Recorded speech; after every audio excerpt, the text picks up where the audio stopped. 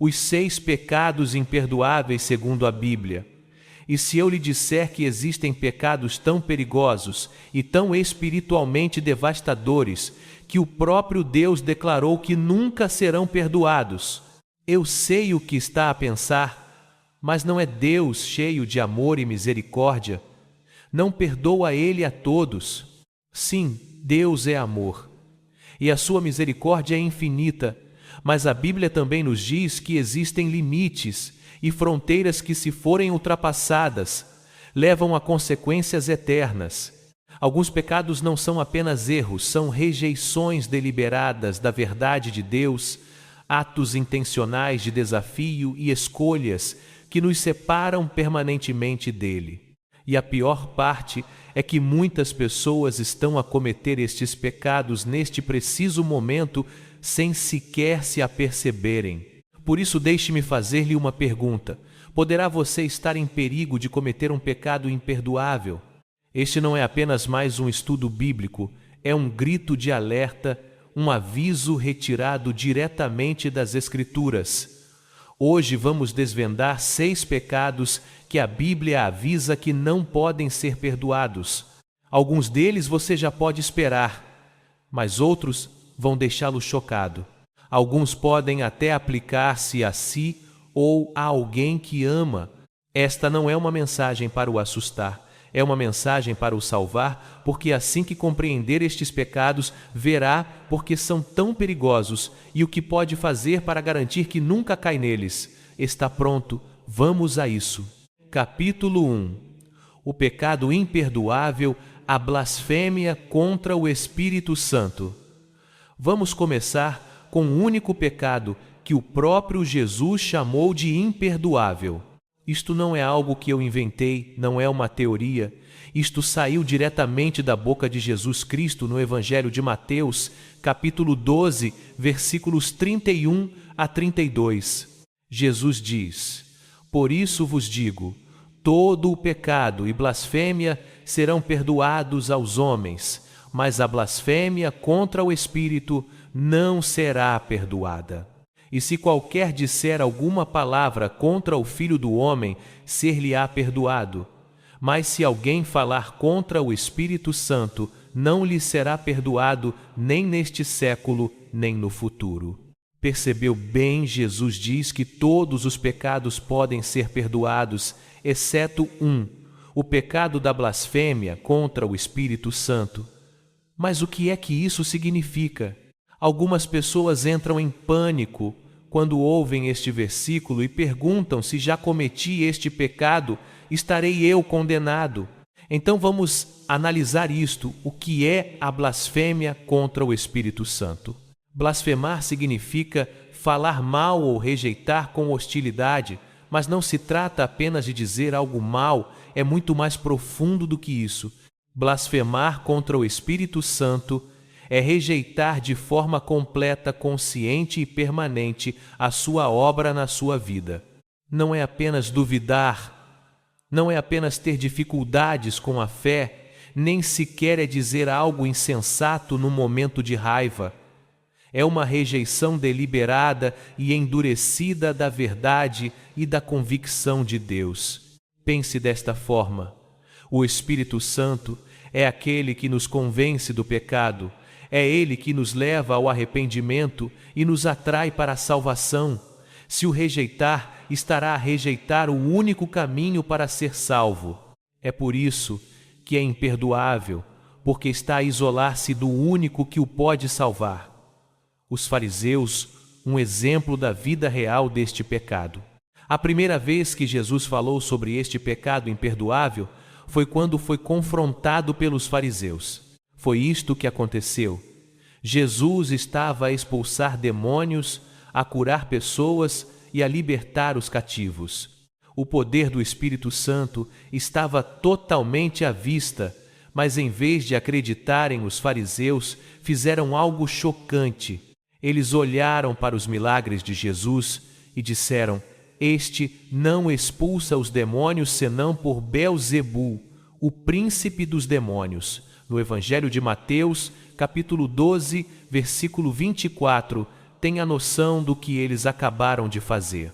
Eles viram a obra do Espírito Santo, com os seus próprios olhos testemunharam o poder de Deus em primeira mão e, em vez de o aceitarem, chamaram-lhe demoníaco.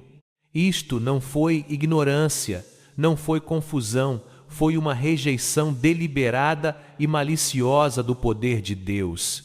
E foi aí que Jesus os avisou que a blasfêmia contra o Espírito não será perdoada. Por que é que este pecado é tão perigoso? Algumas pessoas perguntam se será que um cristão pode cometer este pecado. Se está preocupado em tê-lo cometido, isso é um bom sinal de que não o fez. Por quê? Porque as pessoas que cometeram verdadeiramente este pecado não se importam. Eles endureceram tanto os seus corações que já não sentem convicção. Eles veem a verdade de Deus e rejeitam, zombam do seu espírito, fecham a porta ao arrependimento e quando essa porta se fecha, não se volta a abrir. É por isso que este pecado é tão assustador. Não é apenas um ato isolado, é uma condição permanente do coração. Pense desta forma. Imagine que está a afogar-se no oceano, alguém lhe atira uma boia salva-vidas, mas em vez de a agarrar, você empurra-a para longe repetidas vezes. Eventualmente você afunda, senão porque a ajuda não estava disponível, não porque não lhe deram uma oportunidade, mas porque escolheu rejeitar a única coisa que o poderia salvar. Isso é a blasfêmia contra o Espírito Santo. Não endureça o seu coração. A Epístola aos Hebreus, capítulo 3, versículo 15 diz: Hoje, se ouvirem a sua voz, não endureçam os vossos corações. Ouça com atenção se Deus ainda está a falar consigo, se ainda sente convicção, há esperança. Mas o perigo é este: quanto mais rejeita a convicção de Deus, mais fácil se torna ignorá-lo. Quanto mais endurece o seu coração, menos ouve a sua voz, até que um dia deixa de a ouvir por completo. E quando isso acontece, é tarde demais. Se está a assistir a isto agora mesmo, e está a pensar que não quero rejeitar a Deus, que não quero endurecer o meu coração, então não cometeu este pecado. O facto de se importar significa que o Espírito Santo ainda está a atuar na sua vida. Mas aqui fica o aviso, não tome isso como garantido. Se sente Deus a atraí-lo para si, não resista. Se ouve a sua voz a convencê-lo, não a ignore, porque no momento em que começa a excluí-lo deliberadamente, está a entrar num território perigoso.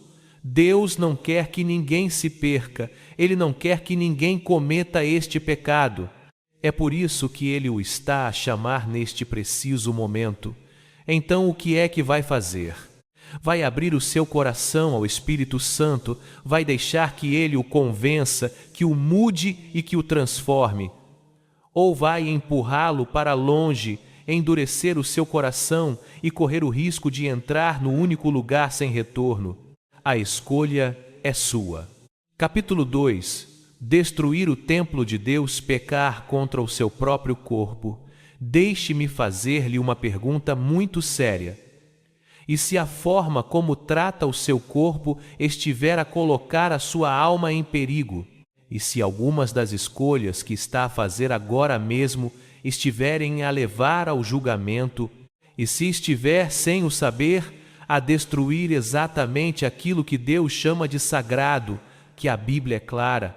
O seu corpo não é apenas carne e osso, é um templo, e não é um templo qualquer, é o templo de Deus. E Ele dá este aviso aterrador na primeira carta aos Coríntios, capítulo 3, versículos 16 a 17. Não sabeis vós que sois o templo de Deus e que o Espírito de Deus habita em vós? Se alguém destruir o templo de Deus, Deus o destruirá, porque o templo de Deus que sois vós é santo. Percebeu bem, se alguém destruir o templo de Deus, Deus o destruirá. Este é um pecado com consequências mortais, E milhões de pessoas estão a cometer este pecado agora mesmo. Algumas estão a fazê-lo intencionalmente e outras estão a fazê-lo sem sequer se aperceberem. E se não pararem, o próprio Deus trará destruição sobre elas. Então, o que significa destruir o templo de Deus? E como pode ter a certeza de que não é culpado deste pecado? Vamos analisar o que significa destruir o templo de Deus. A primeira carta aos Coríntios, capítulo 6, versículos 19 e 20 diz: Não sabeis que o vosso corpo é o templo do Espírito Santo que habita em vós, proveniente de Deus. Não sois de vós mesmos, porque fostes comprados por bom preço. Glorificai, pois, a Deus no vosso corpo. O seu corpo não é seu para ser destruído. Você pertence a Deus, e quando usa mal, abusa ou viola esse templo, está a cometer um pecado grave contra ele. Então, como é que as pessoas destroem o templo de Deus? Número 1. O pecado sexual, a contaminação suprema. A Bíblia deixa claro que o pecado sexual é diferente de todos os outros pecados. Por quê? Porque é um pecado contra o seu próprio corpo, o próprio templo de Deus. A primeira carta aos Coríntios, capítulo 6, versículo 18 diz: Fugi da imoralidade sexual. Todos os outros pecados que o homem comete são fora do corpo, mas aquele que peca sexualmente peca contra o seu próprio corpo. Adultério, fornicação, sexo, fora do casamento, pornografia, homossexualidade, qualquer ato sexual fora do plano de Deus, todos estes são pecados que destroem o templo de Deus. E milhões de pessoas, incluindo cristãos, estão escravizadas a estes pecados. Alguns acham que não tem grande importância. Alguns dizem que é apenas o meu corpo e é a minha escolha. Mas Deus diz que se contaminar o seu templo, Ele o destruirá. Isso não é uma opinião, não é um aviso de um pastor. É a palavra do Deus Todo-Poderoso. E se não se arrepender, a destruição virá. Número 2. Automutilação e suicídio. A derradeira rejeição do templo de Deus. Sobre este assunto é doloroso falar, mas precisa de ser dito porque muitas pessoas e até cristãos estão a lutar contra uma dor profunda, depressão e pensamentos de automutilação. E alguns fizeram a trágica escolha de tirar a sua própria vida. Mas ouça com atenção, o suicídio não é apenas um erro trágico, é o derradeiro ato de destruição do templo de Deus e é um pecado que tem consequências eternas. Agora, antes de ficar na defensiva, ouça-me até ao fim. O suicídio é frequentemente motivado por uma profunda dor mental e emocional. Deus compreende essa dor. O coração de Deus parte-se por aqueles que sofrem, mas a realidade é esta: por fim a sua própria vida é uma rejeição final da vida que Deus lhe deu. Está a destruir o seu templo, está a rejeitar a sua autoridade sobre a sua vida e não há forma de se arrepender após a morte. É por isso que o suicídio é tão perigoso. Se está a lutar contra estes pensamentos, procure ajuda, fale com alguém, reze e busque a Deus. Não tome uma decisão irreversível, porque, por muito má que a vida pareça a Deus, ainda tem um plano para si, e se o permitir, Ele irá restaurá-lo. Número 3. Os vícios, o veneno lento que destrói. O vício é uma das maiores formas de as pessoas destruírem os seus próprios corpos. Quer se trate de drogas, álcool, tabaco, comer em excesso ou qualquer coisa que o escravize, todas estas são formas de as pessoas destruírem lentamente o templo de Deus. A Bíblia avisa: não vos embriagueis com vinho em que há contenda, mas enchei-vos do Espírito, na carta aos Efésios, capítulo 5, versículo 18. Não me deixarei dominar por coisa alguma, na primeira carta aos Coríntios, capítulo 6, versículo 12. Se é viciado em alguma coisa, isso significa que ela tem controle sobre si. E se está a destruir o seu corpo, está a destruir o templo de Deus.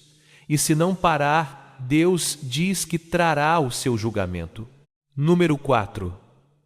O aborto, a derradeira violação do templo de Deus. Eu sei que isto é controverso, mas não ficarei calado, porque este é um dos maiores pecados da nossa geração.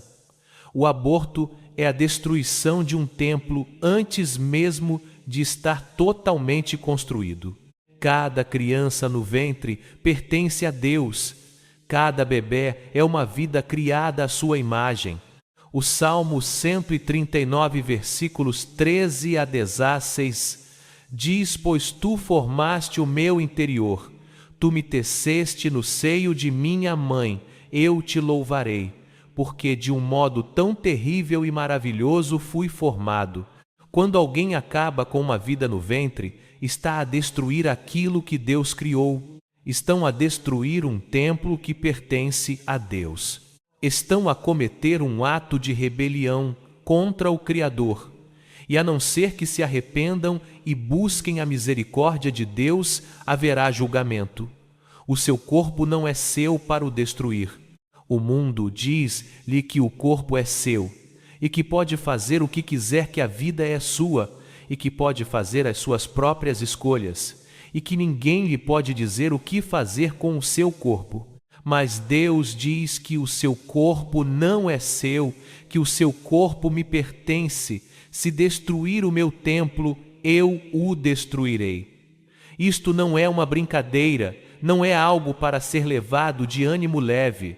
Está a viver em pecado sexual, arrependa-se. Está a magoar o seu corpo, pare. É viciado em alguma coisa, liberte-se. Porque se não o fizer, o julgamento de Deus está a chegar, e quando chegar será tarde demais. O seu corpo é sagrado, o seu corpo é o templo de Deus, e o seu corpo foi comprado por um preço, o sangue de Jesus Cristo. Portanto, honre-o com o seu corpo, viva em santidade, arrependa-se do pecado e proteja o templo que ele lhe deu. Porque se o destruir, ele o destruirá, a escolha é sua. Capítulo 3, o pecado da apostasia, afastar-se intencionalmente de Cristo. E se eu lhe disser que existe um pecado tão perigoso e tão espiritualmente destrutivo, que assim que o cometer, não haverá volta a dar. Esse pecado é a apostasia. Quando alguém conhece a verdade de Jesus Cristo, experimenta o seu poder e depois afasta-se deliberadamente. Não se trata de lutar com a fé, não se trata de ter dúvidas, não se trata de uma fase de fraqueza. Trata-se de rejeitar Cristo de forma total, intencional e permanente depois de o conhecer. E a Bíblia avisa que assim que uma pessoa cai em verdadeira apostasia, ela não pode ser restaurada. Isto é muito sério. Isto é assustador, e a maioria das pessoas não percebe o quão perto está disso. Por isso, vamos analisar o que é a apostasia. A palavra apostasia significa afastar, se abandonar ou renunciar à sua fé. A Bíblia descreve a apostasia como uma rejeição deliberada de Jesus Cristo, não por alguém que nunca o conheceu, mas por alguém que outrora acreditou e depois se afastou. A Epístola aos Hebreus, capítulo 6, versículos 4 a 6, deixa-nos um dos avisos mais arrepiantes de toda a Bíblia.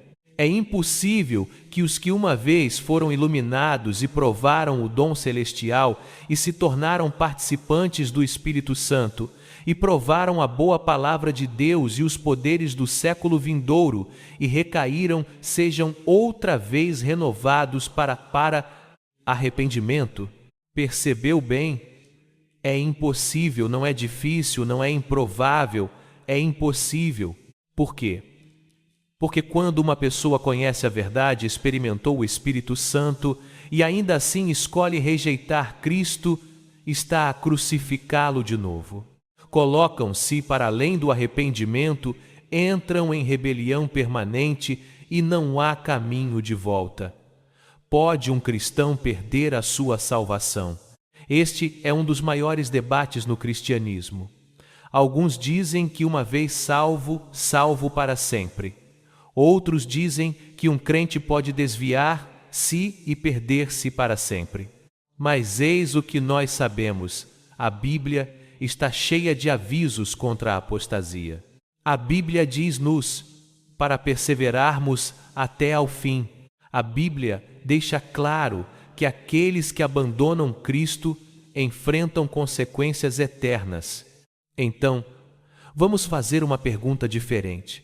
Em vez de perguntar se posso perder a minha salvação, pergunte a si: próprio estarei eu a seguir Jesus verdadeiramente ou estou a afastar-me lentamente? Porque a apostasia não acontece de um dia para o outro. Começa com pequenas coisas, um pequeno compromisso aqui, uma pequena rebelião, ali um pouco menos de tempo com Deus, um pouco mais de amor pelo mundo. E antes que dê por isso, já está longe de Cristo, o seu coração está frio, a sua fé está morta e você já nem sequer se importa. A Bíblia dá-nos exemplos aterradores de pessoas que conheceram a verdade e mesmo assim se afastaram. Número 1. Judas Iscariotes, o derradeiro traidor. Judas caminhou com Jesus. Judas viu os milagres e Judas ouviu a verdade diretamente da boca do Filho de Deus. Mas no fim, vendeu Jesus por 30 moedas de prata.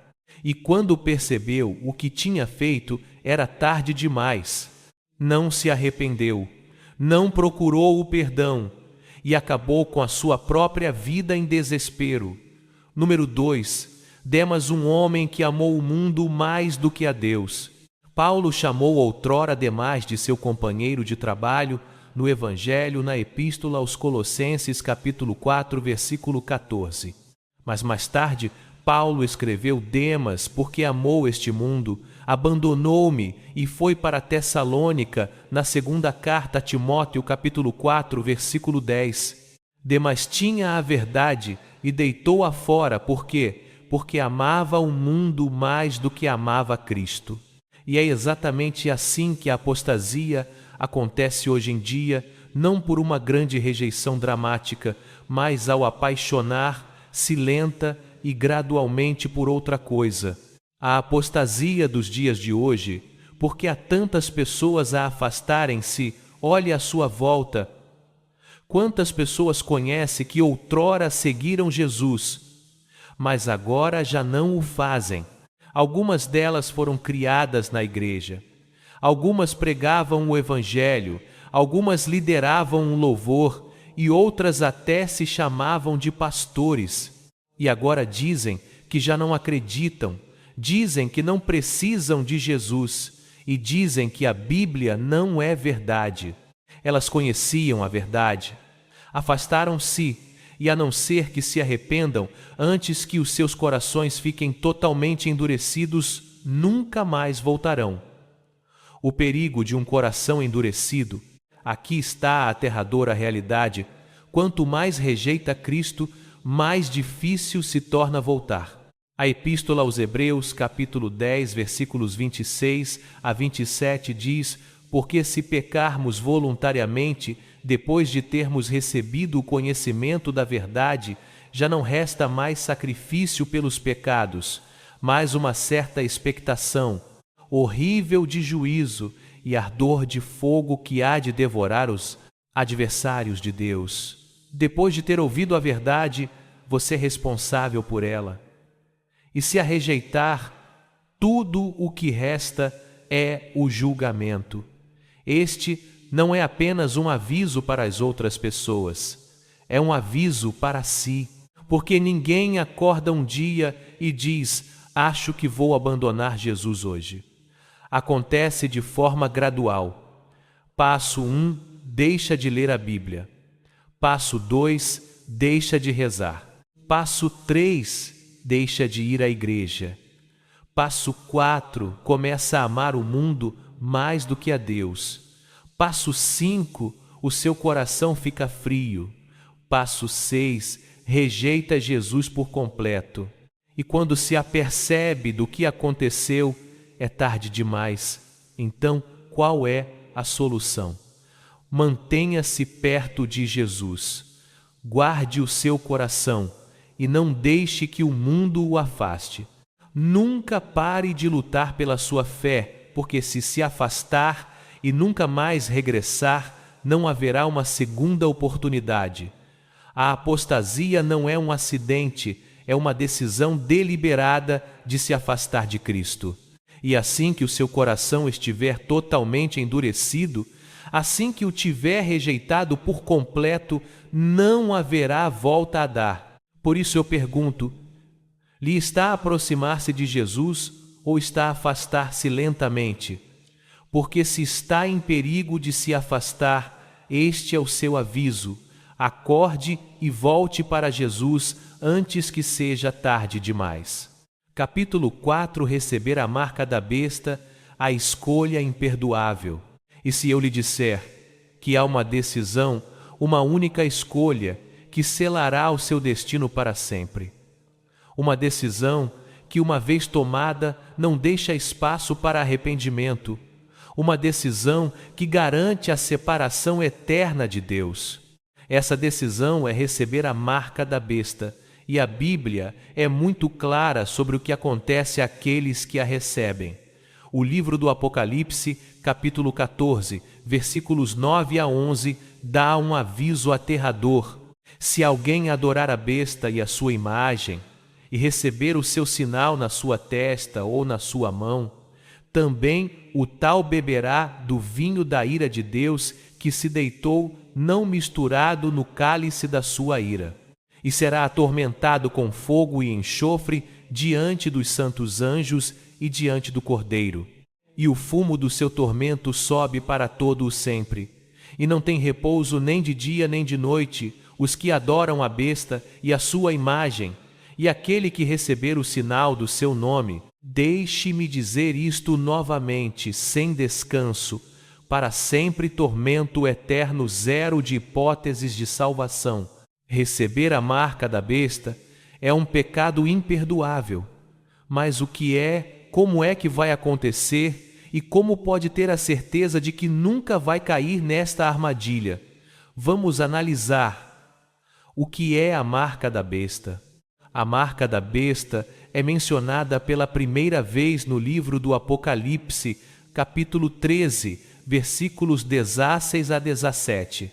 E faz que a todos, pequenos e grandes, ricos e pobres, livres e servos, lhe seja posto um sinal na sua mão direita ou nas suas testas, para que ninguém possa comprar ou vender, senão aquele que tiver o sinal ou o nome da besta ou o número do ero, seu nome. Esta marca está diretamente ligada à adoração do anticristo. Será um requisito obrigatório para poder comprar e vender. Será um símbolo de lealdade a um governante mundial à besta e será um ato de rebelião contra Deus. Assim que uma pessoa a receber pertencerá a Satanás para sempre. Será a marca uma marca física? Esta é uma das maiores perguntas que as pessoas fazem. Alguns acreditam que a marca será uma tatuagem física ou marcação a ferro. Outros pensam que será um microchip implantado ou uma identificação digital. Alguns argumentam que é uma representação simbólica da adoração à besta, independentemente da forma que assumir. Eis o que sabemos com certeza: será forçada sobre o mundo inteiro, estará ligada à economia, e não será possível comprar nem vender sem ela. Será um sinal de lealdade ao anticristo. Recebê-la significa rejeitar a Deus permanentemente. Isto não é algo que possa receber por acidente. Esta é uma decisão consciente e deliberada de escolher a besta em vez de Deus. E uma vez tomada essa escolha, não poderá ser desfeita. Por que razão é que receber a marca da besta é imperdoável? Pode estar a perguntar se não é verdade que Deus perdoa tudo e se alguém se arrepender depois de receber a marca. A resposta é clara: ninguém que receba a marca se irá arrepender. Por quê? Porque receber a marca exige total lealdade ao anticristo. É um ato de adoração ao próprio Satanás. E tal como a blasfêmia contra o Espírito Santo, tal como a apostasia, ela endurece o coração para além do ponto de retorno. O livro do Apocalipse, capítulo 16, versículo 2, diz que depois de a marca ser dada, o julgamento de Deus começa. E contudo, apesar do sofrimento, apesar do tormento, apesar de verem a ira de Deus, aqueles que receberem a marca continuarão a recusar, a arrepender.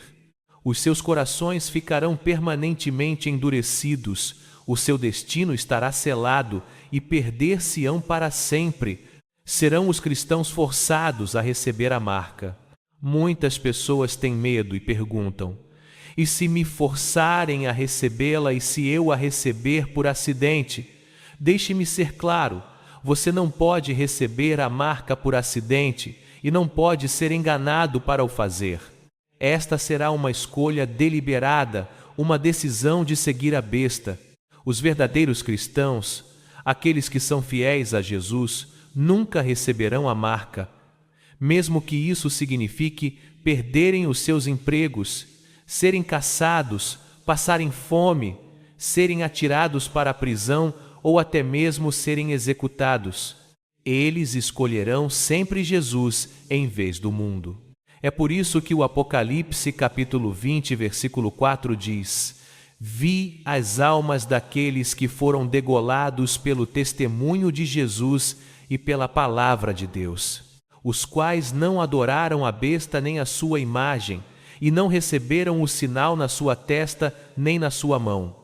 Alguns serão mortos por recusarem a marca, mas eles reinarão com Cristo no seu reino.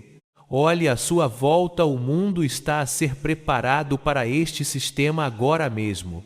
Os governos estão a promover identificações digitais e controlos financeiros. A sociedade está a ser condicionada para aceitar a liderança global. A tecnologia está a avançar ao ponto de economias sem dinheiro físico poderem tornar-se obrigatórias de um dia para o outro. E quando o anticristo se erguer, tudo isto se unirá. Mas há um detalhe: a Bíblia diz-nos que a igreja não estará aqui quando a marca da besta for introduzida. Por quê? Porque o arrebatamento, a elevação dos crentes aos céus, acontece primeiro. A marca da besta faz parte da grande tribulação, e a Bíblia diz que os verdadeiros crentes serão levados antes de começar esse tempo de ira. Isso significa que, se for um seguidor de Cristo neste momento, não estará aqui para enfrentar esta decisão. Mas se rejeitar Jesus e se ignorar o chamamento de Deus, será deixado para trás. E quando isso acontecer, terá de escolher entre seguir a Cristo e sofrer ou receber a marca e perder-se para sempre. Isto não é apenas uma história, isto não é apenas uma profecia para o futuro. Esta é a realidade que se aproxima. E a pergunta é: qual é a sua posição? Está a seguir Jesus? Está preparado se Ele o chamar hoje para a sua glória, ou ainda está a brincar com a sua fé? Porque a verdade é que assim que a marca da besta chegar, não haverá uma segunda oportunidade. A sua decisão será final. O seu destino estará selado e não haverá volta a dar. Por isso não espere por esse momento. Para escolher, escolha Jesus, agora siga. O agora viva para Ele agora, porque o tempo está a chegar em que essa escolha significará tudo e assim que esse momento chegar, não poderá mudar de ideias. Capítulo 5. O pecado voluntário e sem arrependimento quando sabe o que está certo, mas continua a pecar na mesma. Deixe-me fazer-lhe uma pergunta muito séria. O que acontece quando alguém conhece a verdade de Deus, mas continua a escolher o pecado na mesma? O que acontece quando sente a convicção do Espírito Santo, mas a ignora repetidas vezes? O que acontece quando o coração de uma pessoa fica tão endurecido que já não se importa com o arrependimento? A Bíblia dá uma resposta aterradora na Epístola aos Hebreus. Capítulo 10, versículos 26 a 27 diz: Porque se pecarmos voluntariamente, depois de termos recebido o conhecimento da verdade, já não resta mais sacrifício pelos pecados, mas uma certa expectação horrível de juízo e ardor de fogo que há de devorar os adversários de Deus. Percebeu bem, já não resta mais sacrifício pelos pecados, mas apenas uma horrível expectação de juízo. Isto não está a falar sobre cometer erros, não se trata de lutar contra o pecado e pedir perdão. Trata-se de saber o que está certo e de escolher deliberadamente fazer o mal. E se continuar a fazê-lo, se continuar a ignorar a voz de Deus e a rejeitar a sua misericórdia, chegará um ponto em que não haverá mais perdão para si. Reflita profundamente sobre isto. O que é o pecado voluntário? Existe uma diferença entre cair em pecado e viver no pecado. Um verdadeiro crente luta contra o pecado, combate, o arrepende-se e procura mudar. Um pecador endurecido ama o seu pecado, recusa arrepender-se e não se importa com as consequências. E a Bíblia avisa que quando alguém continua a pecar voluntariamente e sem arrependimento, está a brincar com o fogo, está a caminhar por uma estrada que leva à destruição, a espezinhar a graça de Deus e a rejeitar o próprio sacrifício que o poderia salvar. A Epístola aos Hebreus, capítulo 10, versículo 29 diz: De quanto maior castigo cuidais, vós será julgado merecedor. Aquele que pisar o Filho de Deus e tiver por profano o sangue do testamento com que foi santificado e fizer agravo ao Espírito da graça. Isto significa que continuar no pecado sem se arrepender é como cuspir na cruz de Jesus. Está a dizer a Deus que não se importa com o que ele fez, por si que não se importa com o seu sacrifício e que quer o seu pecado mais do que o quer a ele. E se continuar por esse caminho, eventualmente Deus deixará de o chamar. Eventualmente o seu coração ficará tão endurecido que já nem sequer se vai querer arrepender. Eventualmente será tarde demais. O perigo de endurecer o seu coração. Cada vez que peca, o Espírito Santo convence-o do pecado. Sente aquela culpa, sente aquele apelo ao arrependimento. Sabe que deve voltar para Deus, mas se ignorar essa voz durante muito tempo, ela fica mais silenciosa. Se continuar a pecar sem arrependimento, o seu coração começa a endurecer até que um dia deixa de sentir convicção. Já não se sente culpado e já nem se importa.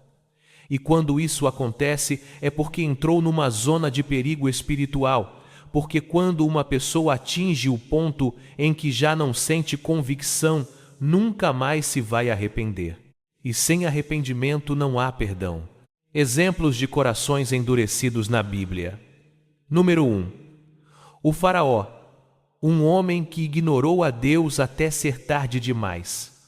No livro do Êxodo, Deus enviou Moisés para avisar o Faraó repetidas vezes. Deus deu ao Faraó várias oportunidades para se arrepender. A primeira praga chegou e o Faraó endureceu o seu coração. A segunda praga chegou e o Faraó endureceu o seu coração. Na terceira, quarta, quinta e sexta praga, continuou a rejeitar a Deus, até que finalmente Deus endureceu o coração do faraó permanentemente. O faraó ultrapassou a linha, ignorou a voz de Deus tantas vezes que Deus acabou por deixar de falar com ele e o resultado foi a sua destruição. Número 2. Esaú, um homem que procurou o perdão tarde demais. A Epístola aos Hebreus, capítulo 12, versículos 16 a 17, fala-nos sobre Esaú. E ninguém seja imoral ou profano como Esaú, que por uma refeição vendeu o seu direito de primogenitura.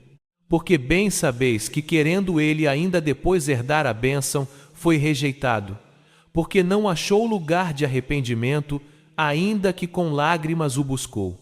Percebeu bem, ele queria arrepender, se mais era tarde demais. Chorou por perdão, mas não o conseguiu encontrar. Esse é o perigo de brincar com o pecado.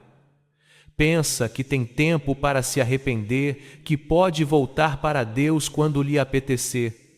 Mas um dia pode dar por si como Esaú, a clamar por misericórdia, mas sendo já tarde demais. Quando é que Deus desiste de alguém? Deus é paciente, Deus é misericordioso, Deus perdoa, mas não se deixa escarnecer. A Epístola aos Gálatas, capítulo 6, versículo 7 diz: Não vos enganeis de Deus, não se zomba, pois aquilo que o homem semear, isso também ceifará. Se continuar a brincar com o pecado, se continuar a ignorar a sua voz e a rejeitar o seu apelo ao arrependimento, ele acabará por deixar de chamar. A Epístola aos Romanos, capítulo 1, versículos 24 a 26, diz que quando as pessoas continuam no pecado, Deus entrega-as aos desejos pecaminosos dos seus corações. Deus entregou-as a uma mente reprovada.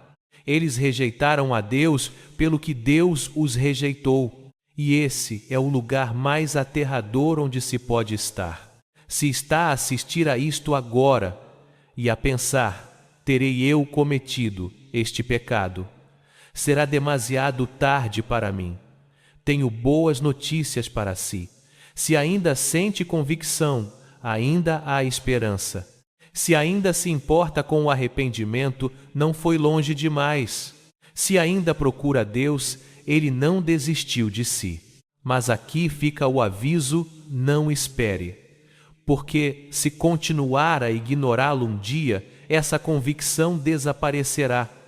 Um dia o seu coração ficará endurecido, a voz de Deus ficará em silêncio, e nesse dia não haverá volta a dar.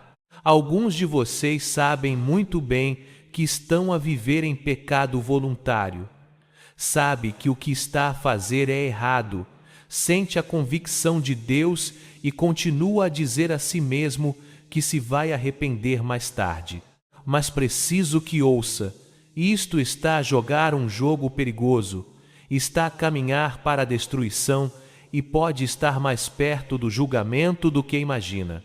Por isso, eu pergunto: lhe vai continuar a ignorar a voz de Deus ou vai arrepender-se antes que seja tarde demais? Porque uma vez que Deus deixe de chamar, não haverá uma segunda oportunidade, não haverá caminho de volta e não haverá mais perdão. A escolha é sua. Capítulo 6. A falta de perdão se recusar, perdoar Deus não o perdoará. E se eu lhe disser que guardar rancor pode mandá-lo para o inferno, e se eu lhe disser que a falta de perdão é um dos pecados mais mortais, porque bloqueia diretamente o seu próprio perdão da parte de Deus. Este não é um problema pequeno, não é algo que possa ignorar, nem algo que possa justificar dizendo: mas você não sabe o que eles me fizeram. Porque o próprio Jesus disse o seguinte: porque se perdoardes aos homens as suas ofensas, também vosso Pai Celestial vos perdoará a vós. Mas se não perdoardes aos homens as suas ofensas, também vosso Pai vos não perdoará as vossas ofensas. No Evangelho de Mateus, capítulo 6, versículos 14 a 15, reflita profundamente sobre isto. Se recusar perdoar aos outros, Deus recusará perdoar a si, e sem o perdão de Deus, onde é que isso o deixa separado de Deus, não perdoado e condenado?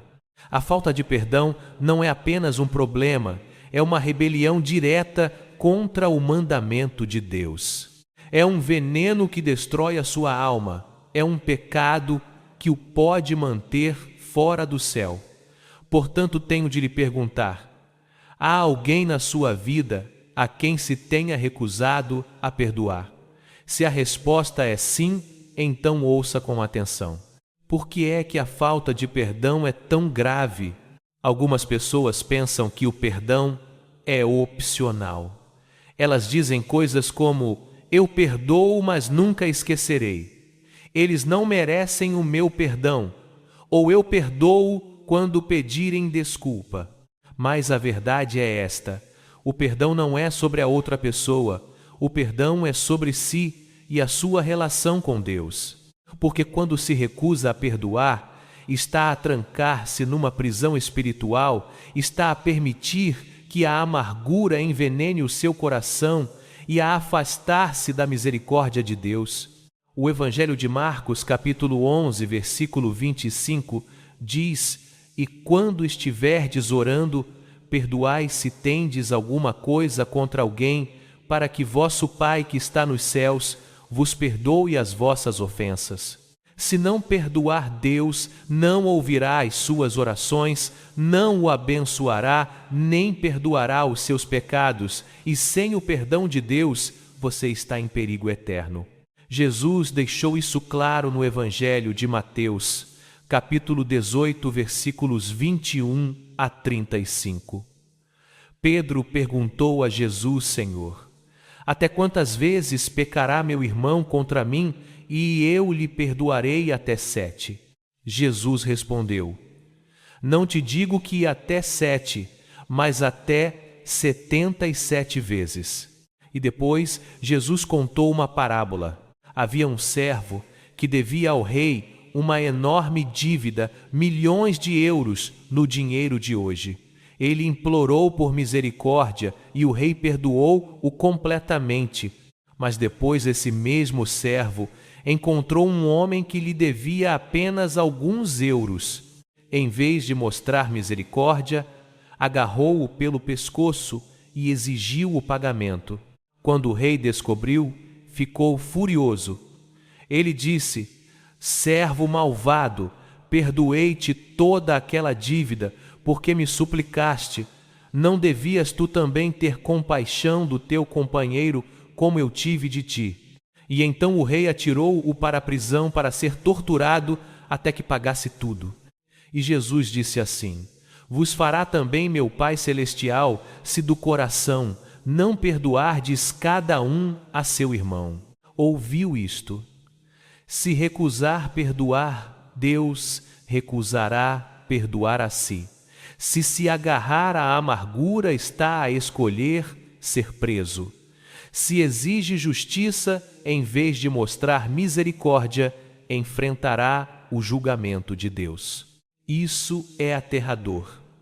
O que acontece quando se recusa a perdoar? Número 1. O seu coração fica endurecido. Cada vez que revive a dor, permite que a amargura cresça, e quanto mais amargo se torna, mais se afasta de Deus. Número 2. As suas orações perdem o poder. Jesus disse que se guardar rancor, Deus não ouvirá as suas orações.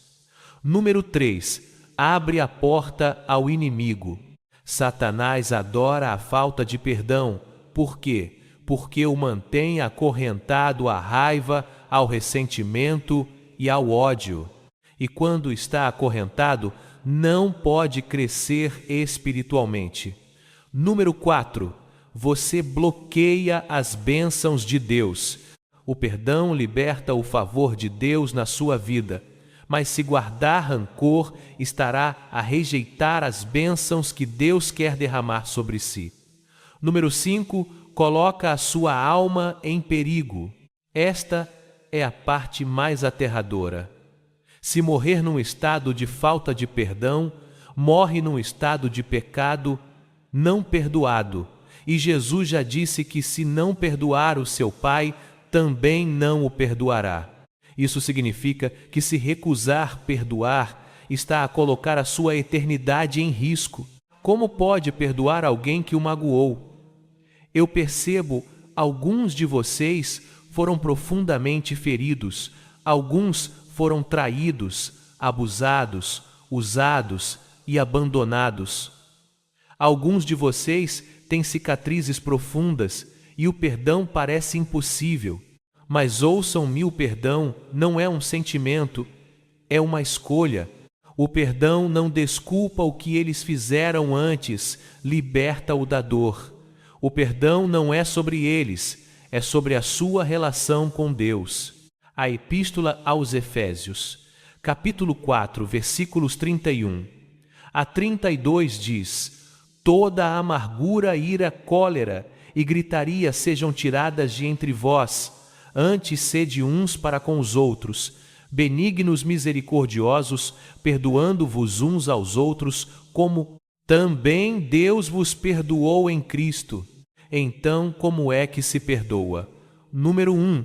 Lembre-se do quanto Deus lhe perdoou. Não merecia a sua misericórdia, não conquistou a sua graça, mas Ele perdoou-o completamente.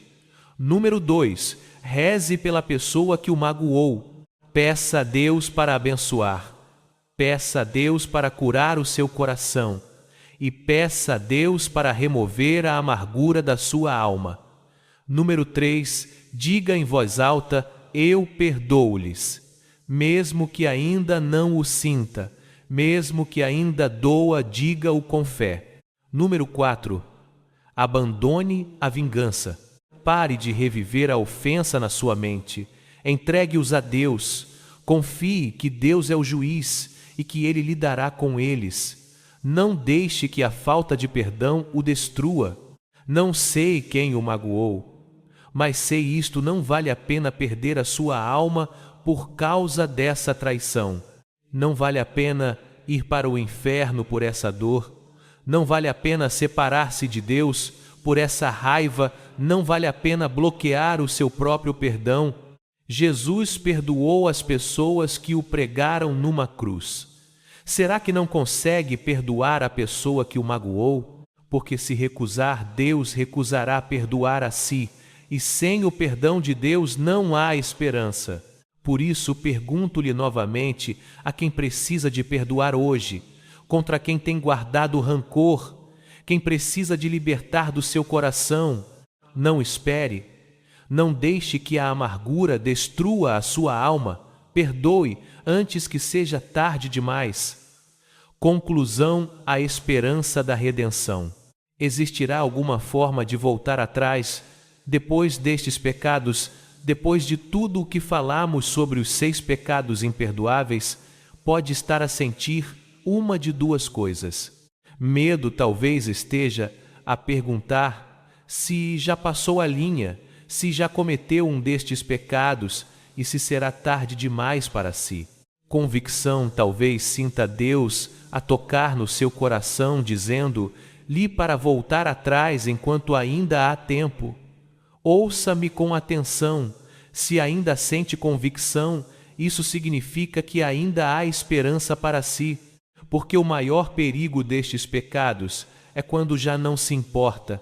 Se não sente nada, se o seu coração está completamente endurecido e se não tem vontade de se arrepender, aí sim deveria estar apavorado, porque é aí que é tarde demais. Mas, se está aqui a ouvir isto agora mesmo, significa que Deus ainda o está a chamar, e isso significa que ainda há esperança.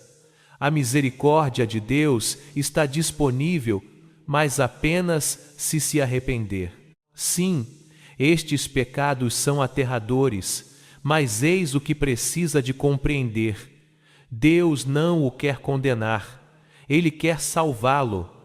A segunda carta de Pedro, capítulo 3, versículo 9, diz: o Senhor não retarda a sua promessa, ainda que alguns a têm por tardia, mas é longânimo para convosco, não querendo que ninguém se perca, senão que todos venham a arrepender. Isso significa que agora mesmo Ele está a dar-lhe uma oportunidade para se afastar do pecado, entregar-se completamente a Jesus e ser perdoado antes que seja tarde demais.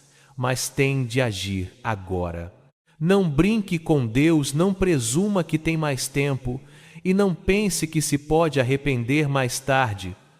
Não ignore a convicção que sente agora mesmo, porque a verdade é esta: chegará um dia em que a paciência de Deus se esgotará.